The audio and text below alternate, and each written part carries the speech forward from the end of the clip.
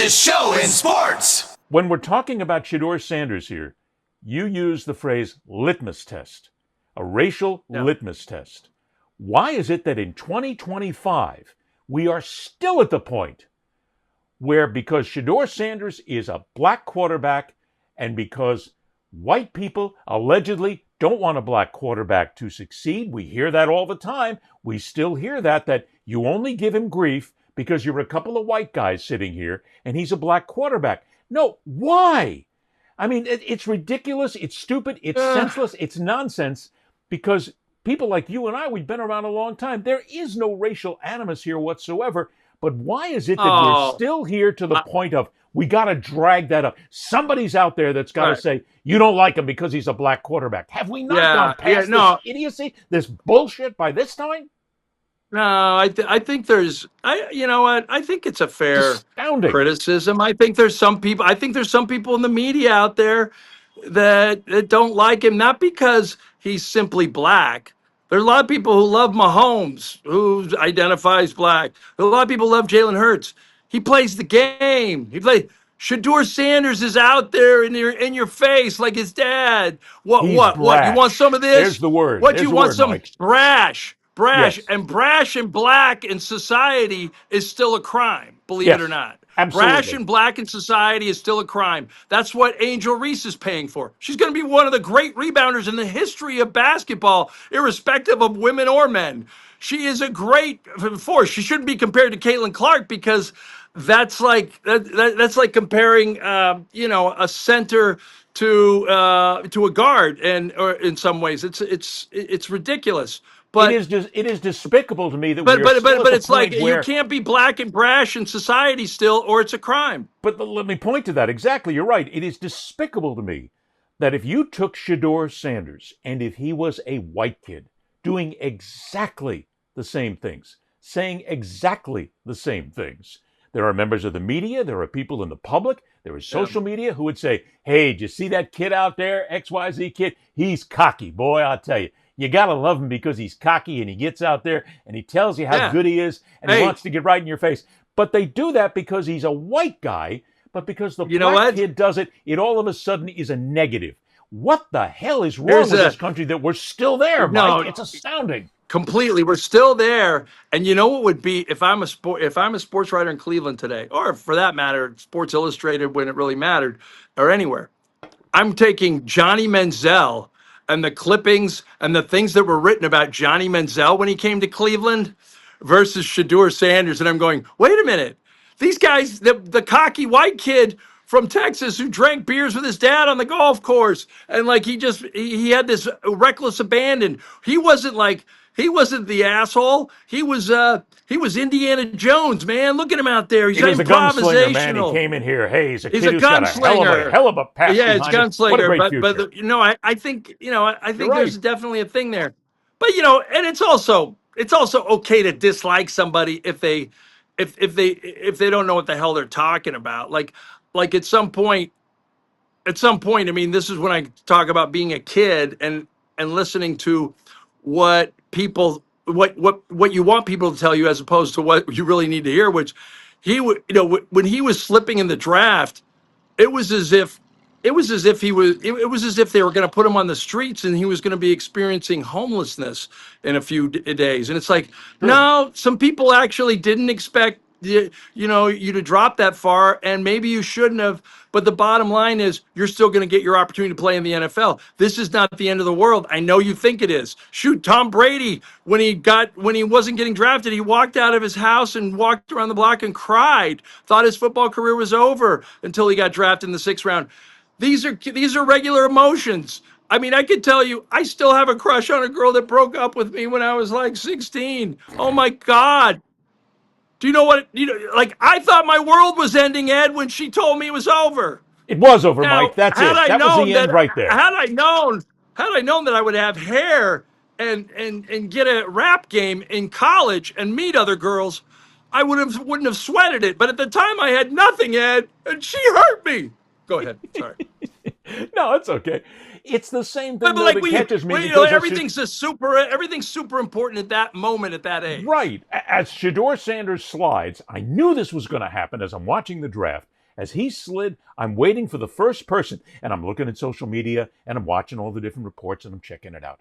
Who was going to be the first one to say that it was a black issue? Happened on social media, happened on X, then it happened on Instagram, then I saw it on TikTok, and I grabbed it on Facebook. It was all there. That the only reason SHEDEUR Sanders is slipping is because he's black. And the NFL doesn't want a black kid to succeed. Are you freaking kidding me? Have you looked at the great amount of black players that are in the National Football League right now that are succeeding, that are making millions, that are winning Super Bowls? They wanted us to believe that the National Football League wanted to keep the kid down because he was black. Look, there might have been, and there probably was some of that animus stuck in there somewhere, but that's not the reason he slid. The reason he slid is because he just didn't have what the scouts wanted at the time. And look, he has a chance to star now. Yeah. Yeah, this is the only reason, but I got news for you, Mike. Look, you and I will get hammered for this because we're just a bunch of white guys talking about this, and we don't know what the hell we're talking about. We do know. Guess what? We've been there. Between the two of us, we've been there for 30, 40, 50 years, maybe more that we've covered these athletes. We have friends who are white, black, blue, green, male, female, makes no difference, and great athletes that we've covered. We know the difference, damn it, and we're not the guys sitting there with a racial animus. We're trying to figure out why there's still people out there, mostly the general public, who still wants to scream, this is a black-white issue, when in many cases it is not. That's a deeper issue, and I can't get into it because my wife has banned me from saying really controversial things. But yeah, there's a deeper issue there. But yeah, I mean, Jaden Daniels went number 2. He was within a game of leading Washington to the Super Bowl within his first season, which is just insane. I mean, look. The whole idea. Look, I mean, my only problem with the NFL and race right now as a league is the Rooney Rule has become a joke, and it's used by white owners just as a crutch to say they interviewed a black guy when they really want a white guy. There should be more black. Well, there you want to go, Mike. If you want to go there, and if people want to start talking about a racial issue in the National Football League, don't look at the coaches. Don't look at the players. Look at the owners. Look at the lily-white, old white guy owners in the National Football League, and you said it exactly right, Mike, because you and I know, can we prove it? Of course not. We've just been there. We've interviewed. We've talked to the people. We know that there are owners out there who do not want to hire a star black quarterback. They don't. The first thing they'll do is they'll look at the stud white kid, and the black quarterback goes second. They do that without question. And the National Football League doesn't address it nearly as much as they should. Well, I'm more focused on the coaching issue. If you really want to, it's like the NBA. If you really want to open the door to leadership, Michael Jordan got a lot of grief over the years for not being more socially conscious, and his whole quote. I don't know if he ever really said it or not. Republicans buy sneakers too. He wouldn't endorse Harvey. God, what was the guy's name? Harvey Gantt. He was the black candidate going up against Strom Thurmond in North Carolina years ago. But either way, like Michael Jordan opened the door for the economic empowerment and Magic Johnson of the African American athlete. He owned a team. Think about that. So until black coaches become a normal thing, and you don't sort of get rid of them after they do poorly in their first job, you're still holding down people in the NFL, and Anyway, that brings you up probably the want old to move argument, on. though, People are probably SHEDEUR'd out.